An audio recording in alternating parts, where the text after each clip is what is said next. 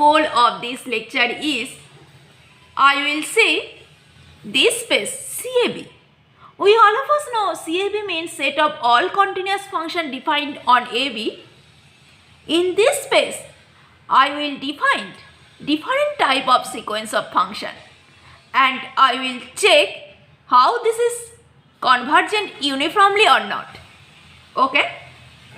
CAB means set of all continuous function, and in this space the norm is defined as such type supremum of fx where x belongs to AB, closed AB. This is the sup norm we all of us know, and in this space the matrix space with respect to the sup norm would be such type supremum of fnx minus fx where x belongs to AB. Okay?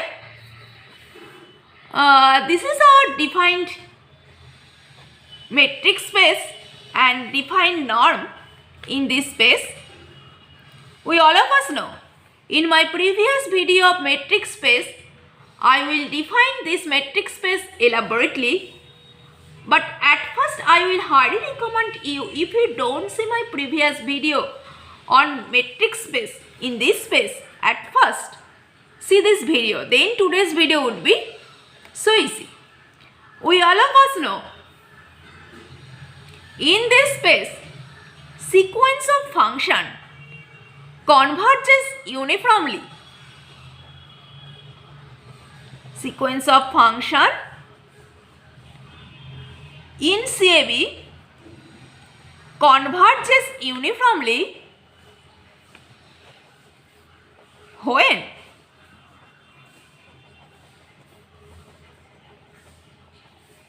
dfn comma f tends to 0 as n tends to infinity. Okay, that means supremum of fnx minus fx tends to 0 as n tends to infinity, and this is actually the N.B.H.M test. When we all of us know this test, this is our first goal of this lecture. I will see different type of function in this space and I will check is this function is uniformly convergent or not. Obviously I will check by this method. Then our next goal of this lecture is, we all of us know, in Rn when n is at B closed and bounded, that imply compact. But this is true only for Rn. Today I will see the definition of compactness by sequential criteria. This is our second goal of this lecture. Okay. Next I will see one example. Which is closed and bounded, but that closed and bounded, that does not always imply compact. This is true only for Euclidean metric space. It means I will consider different metric space and I will see in this space the set is closed and bounded but not compact. This is our goal of today's lecture. First, I will see some sequence of function in the space x equal to CAB and I will check is this sequence of function be uniformly convergent or not. Option 1. The sequence of function fnx equal to sine to the power nx where x lies between closed 0 open pi over 2. Option 2.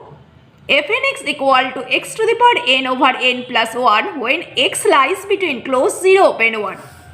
Option 3.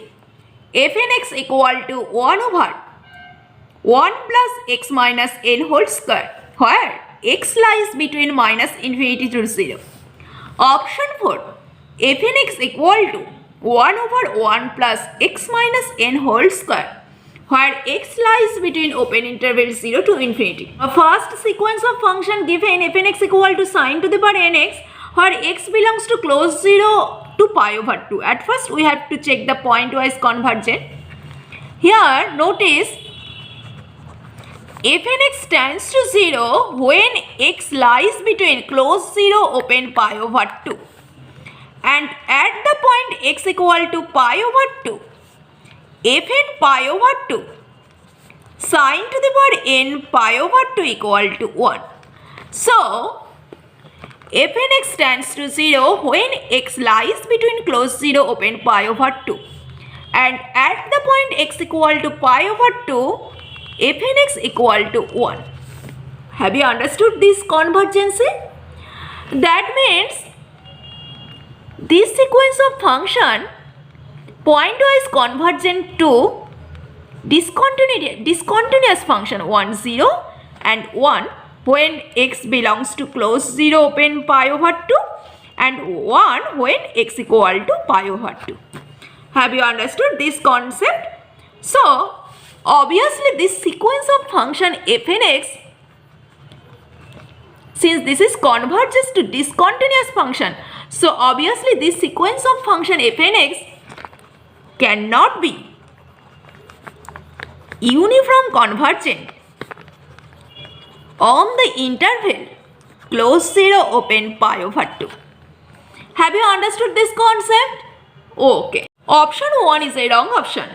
This sequence of function cannot be uniformly convergent on the closed interval 0 over pi over 2 because this sequence of function converges pointwise to the discontinuous function. Next I will see this sequence of function. Sequence of function x to the power n over n plus 1. Here x lies between close 0 1 and limit n tends to infinity, fnx obviously tends to 1 for each x belongs to close 0 open 1. That means this is pointwise convergence to the function 1. Now we have to check, is this convergence is uniform convergent or not? For this, we have to obviously check the Mn test. Supremum x belongs to close 0 open 1.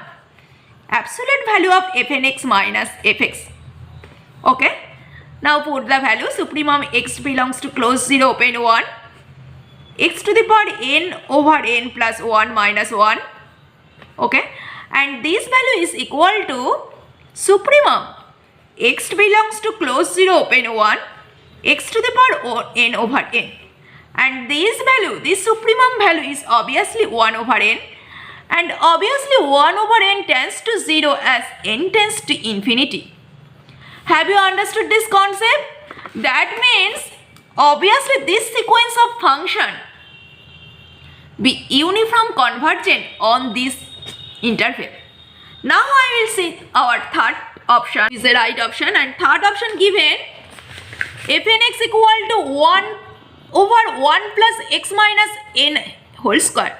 Here the interval is minus infinity to 0, and in the fourth option same function, but here the interval is positive interval. Notice limit n tends to infinity, fnx converges to obviously tends to 0. This is the pointwise, and here x lies between minus infinity to 0. So to check uniform convergent, limit x tends to minus infinity comma 0, absolute value of fnx minus fx, and this value is supremum x belongs to minus infinity 0, 1 over 1 plus x minus n whole square.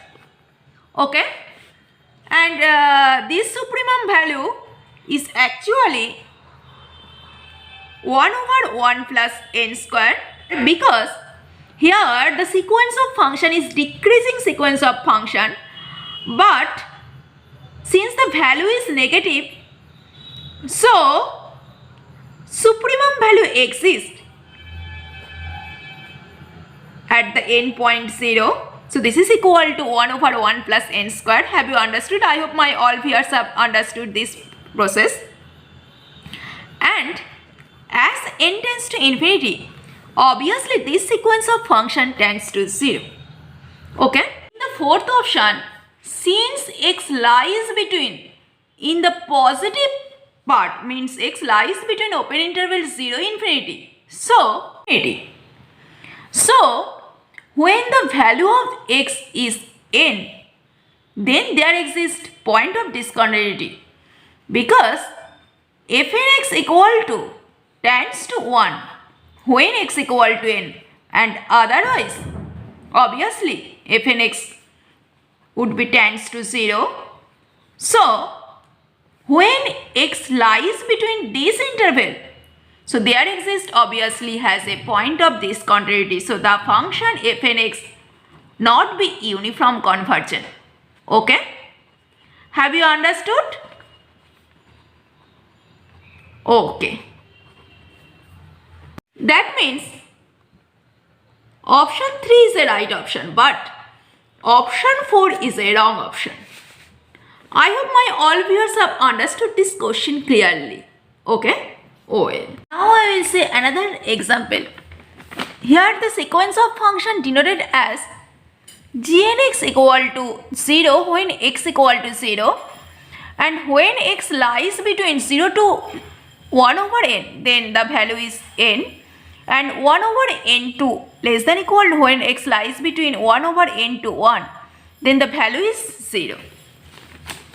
And the graph is such type x lies between, consider G2, and the G2 would be such type when x lies between 0 to half, then the value would be 2, and half to 1 the value would be 0, and otherwise the value when x equal to 0, then the value is 0. Similarly G3 would be when 0 to 1/3, here 1/3, then value would be 3, and when 1/3 to 1, then the value would be 0, and here at the point x equal to 0 the value equal to 0. Similarly G4 would be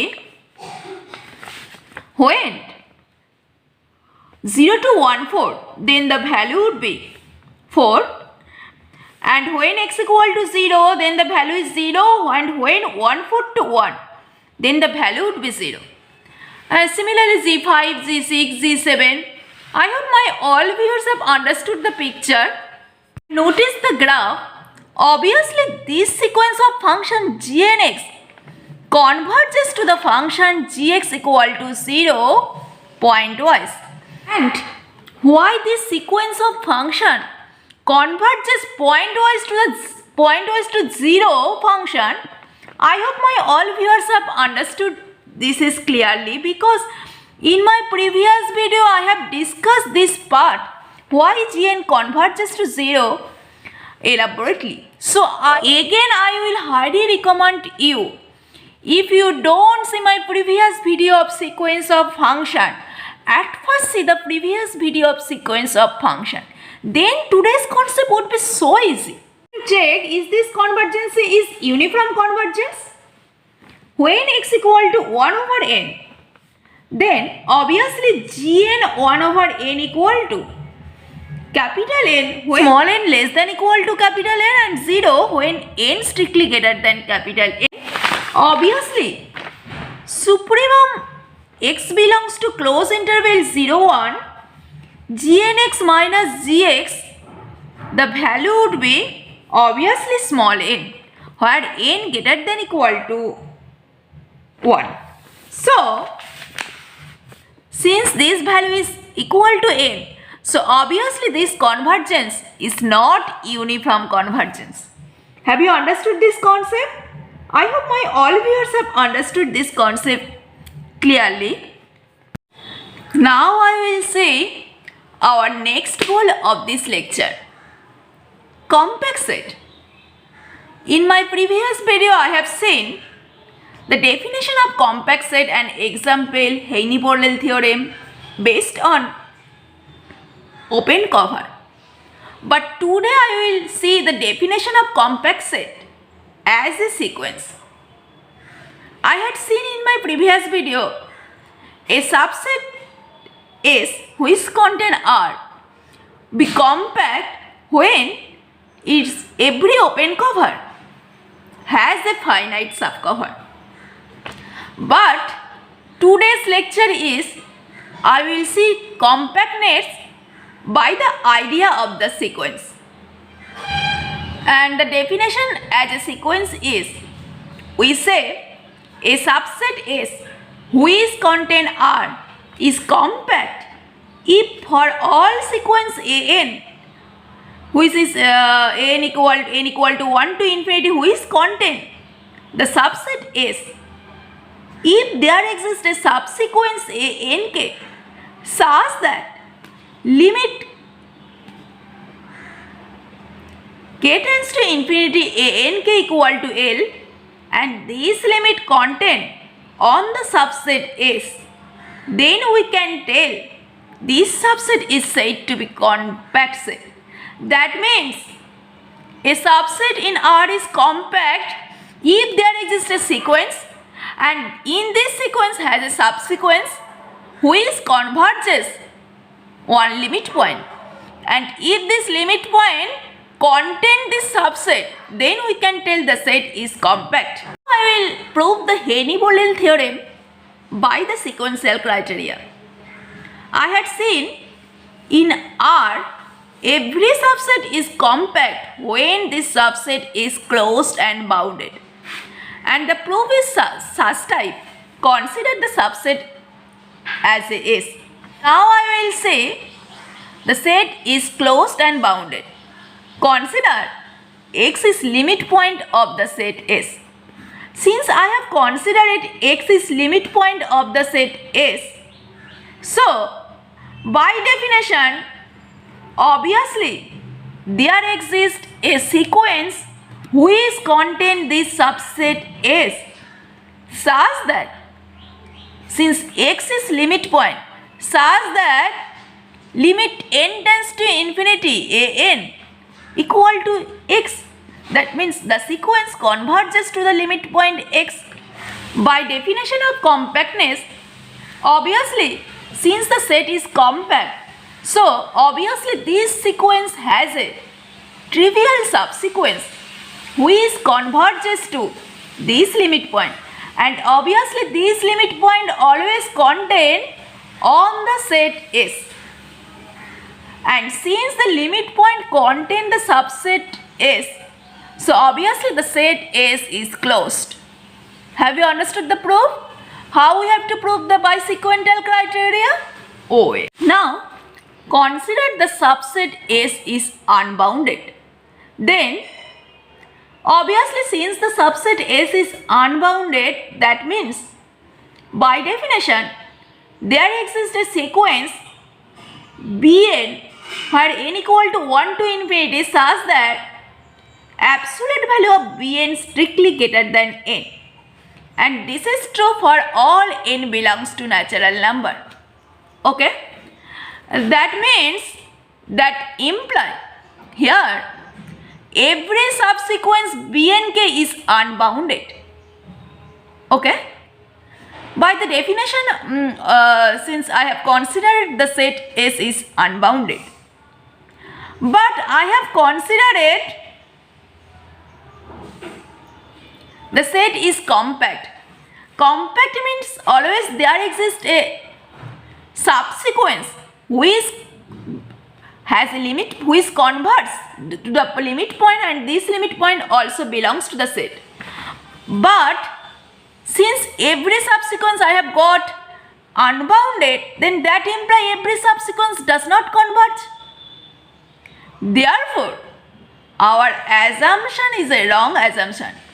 S cannot be unbounded. That means if the set is compact, then that implies always the subset S is bounded. Okay? OA. Now, our proof has done. A set is compact, that means obviously every subset is closed and bounded.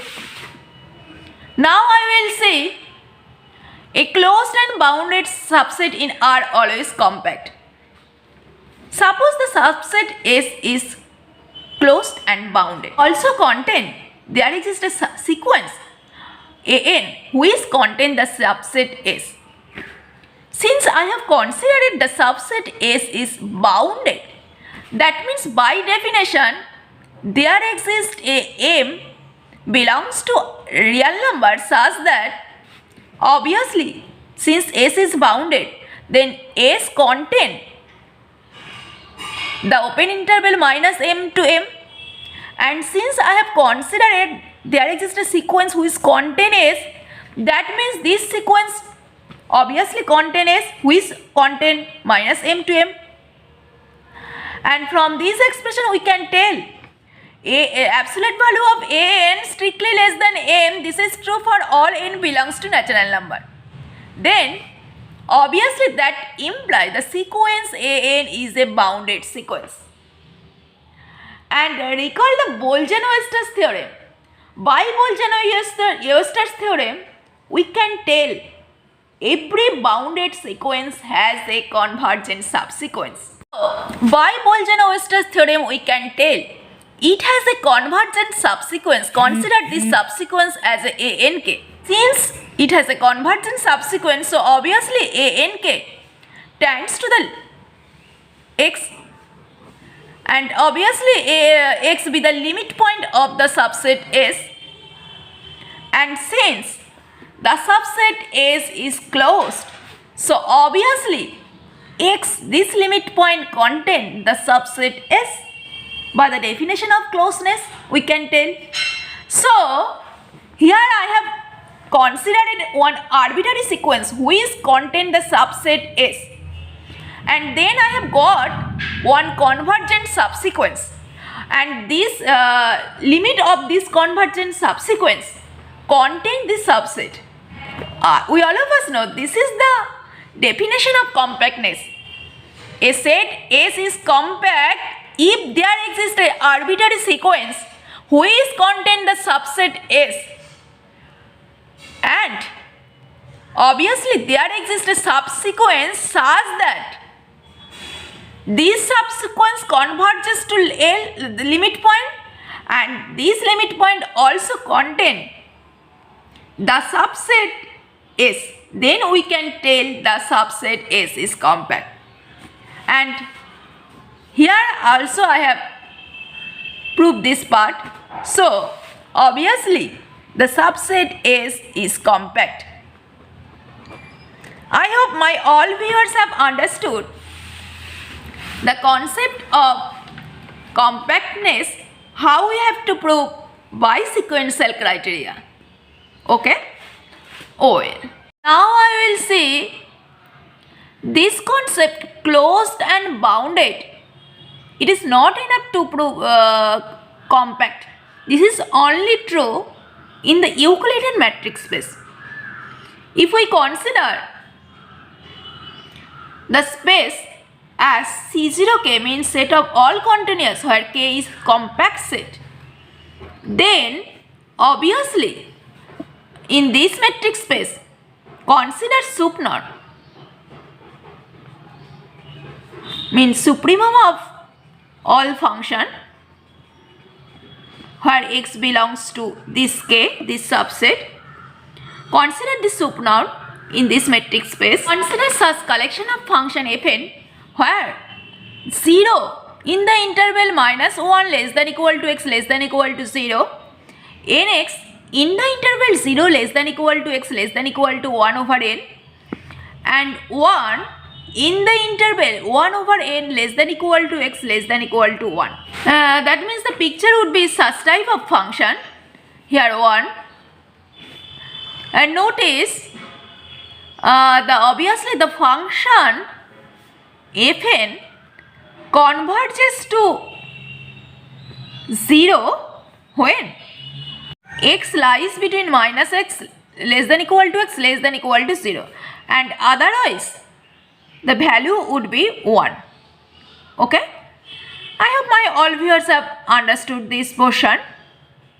When x greater than 0, then the value would be 1. Obviously this sequence of function, this collection obviously be closed and bounded because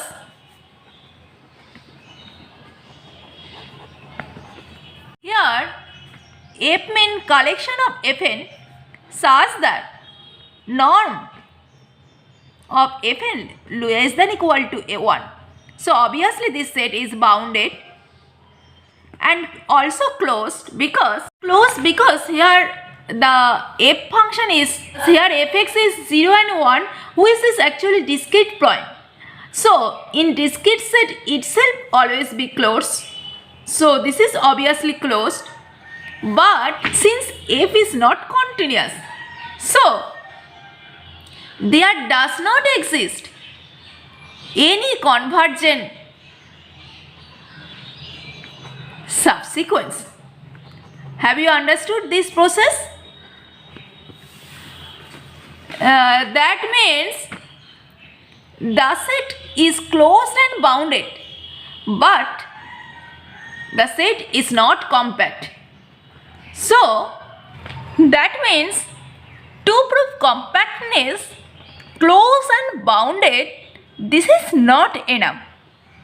This is only enough in Euclidean matrix space. Otherwise, this is not possible. Today I will stop here. In my next video, I will discuss sequentially compact. Okay? See you soon. Stay safe and stay positive always. And don't forget to subscribe my channel for more videos. Thank you so much.